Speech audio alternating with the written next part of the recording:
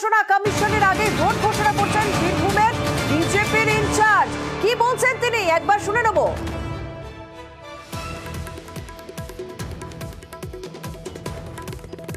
আগামী 10ই এপ্রিল সম্ভবত নির্বাচন শুরু হচ্ছে।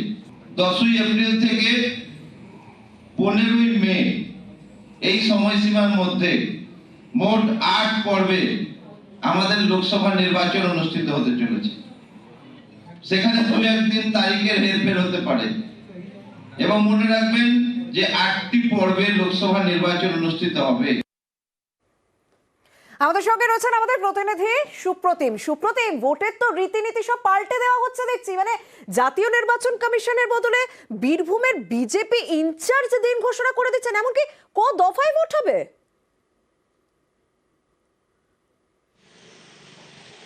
একদমই দেখো, এই ভিডিও ভাইরাল হতেই কিন্তু তৃণমূল কটাক্ষ করেছে ঠিক একই রকমভাবে। এবং এই যে বিজেপির আজকে সিউড়িতে জেলা কার্যালয়ে একটা বৈঠক ছিল লোকসভা নির্বাচনকে নিয়ে, এবং সেখানে কিন্তু বিভিন্ন বিজেপি নেতারা ছিলেন এবং বিজেপি জেলার যিনি ভোটের জন্য যাকে ইনচার্জ রাখা হয়েছে সুজিত দাস, তিনি কিন্তু সেখানে বক্তব্য রাখতে গিয়ে একদম পরিষ্কার করেই বলে দিলেন যে কবে ভোট, অর্থাৎ কবে থেকে ভোট শুরু হচ্ছে, 15ই মে পর্যন্ত ভোট চলবে, 8 দফায় ভোট হবে এবং পশ্চিমবঙ্গে নাকি যে 8 দফায় ভোট হবে প্রত্যেক দফাতে নাকি 3টে বা 4টে আসনে করে পশ্চিমবঙ্গে ভোট হবে। আর এই বক্তব্য যখন ভাইরাল অনেকের মোবাইলে ঘুরছে, আর এই বক্তব্য পেতেই কিন্তু অনেকে মনে মনে স্থিরও করে নিয়েছেন ভোটের ডেট কবে, বীরভূমে কবে ভোট হবে এটাও অনেকে ভেবে নিয়েছেন। অর্থাৎ এই ধরনের বক্তব্যকে নিয়েই কিন্তু তৃণমূল তাদের কটাক্ষ করতে ছাড়েনি।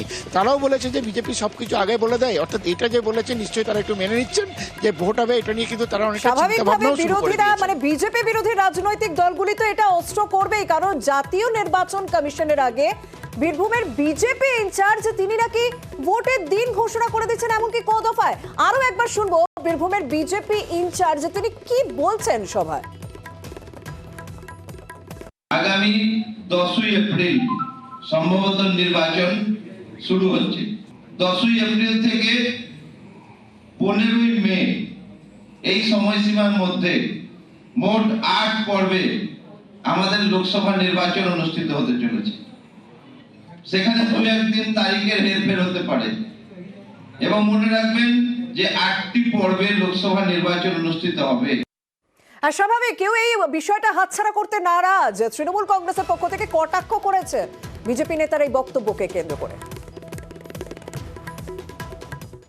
বিগত দিনেও দেখা গেছে যে কখন কোথায় ইডি এবং তাদের যে এজেন্সিগুলো আছে সিবিআই তাদের যে কবে কখন রেড হবে সেটাও যেমন তারা আগে থেকে জানেন এবং আগে থেকে প্রচার করেন, ঠিক তেমনি নির্বাচন কমিশনও সেই একই দিকে হাঁটছে।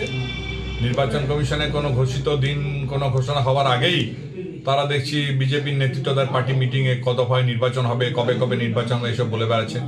কাজে পুরো নির্বাচন কমিশনের ব্যাপারটাকে একটা হাস্যস্কর পর্যায়ে নিয়ে গেছে বিজেপি। ভিকি যাদবের খুন হওয়ার পর